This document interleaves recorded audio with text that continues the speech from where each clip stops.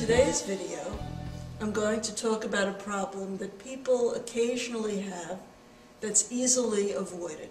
And here's the problem. You have your blank, you've cut the profile, and you're going to cut an inner ring. You drill your hole at the proper angle, you feed your blade through, and you're all set to cut.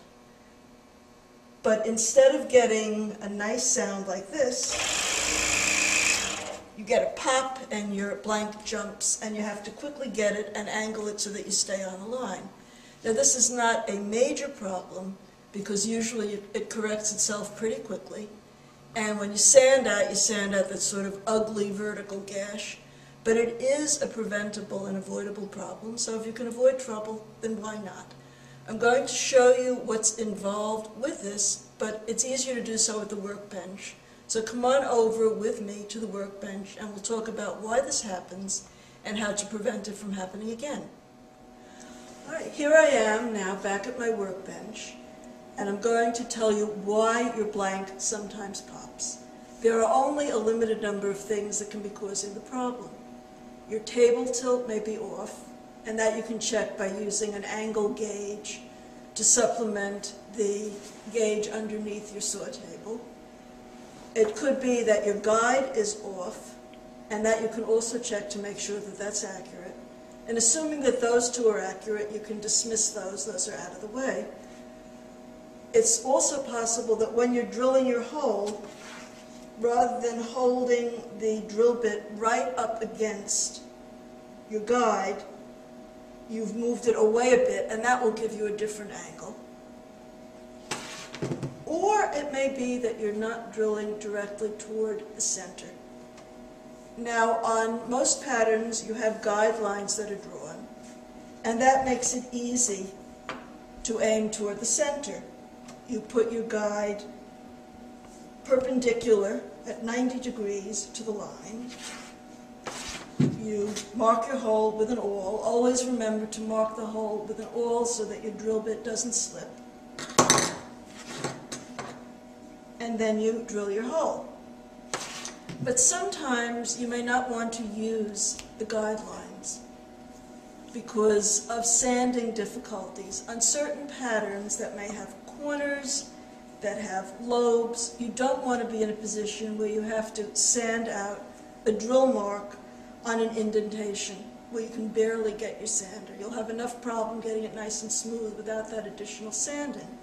So you decide to move your hole, and actually you can make your entry hole anywhere on the blank. A broad area like this will be easier to sand on both sides of the ring. I drew a line here to show you what you need to do, which is to mark the point on the ring where you're going to drill your hole, aim it right toward the center. All patterns that have guidelines, and everything you do should have guidelines, gives you your center point. You take the ruler, connect the dots, and that gives you the line to aim toward. Now, when you drill your hole, using a piece of wood the same thickness as your blank, so that you don't try to balance this, which is a guarantee for a problem. You set it up so that your angle guide is at right angles to this new line that you drew. You set the drill bit in place, and then you just go ahead and drill through, pulling away the guide when you would otherwise bump into it. Most of the little drill bits only come in short lengths, so you're not going to be able to drill all the way through. I've tried using longer drill bits, and I'm concerned about the deflection on a long bit. So this technique, where you just drill and then pull this out of the way, keeping the same angle, seems to work well.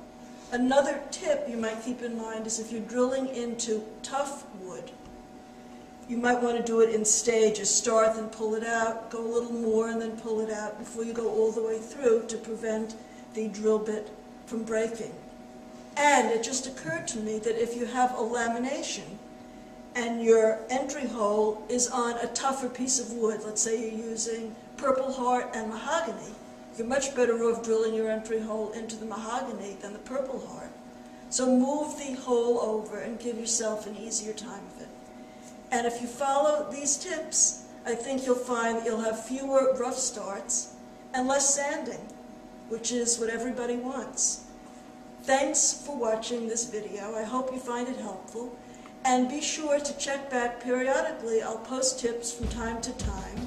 And if you think of anything that you'd like to see in a brief video, please let me know and I'll see what I can do about it.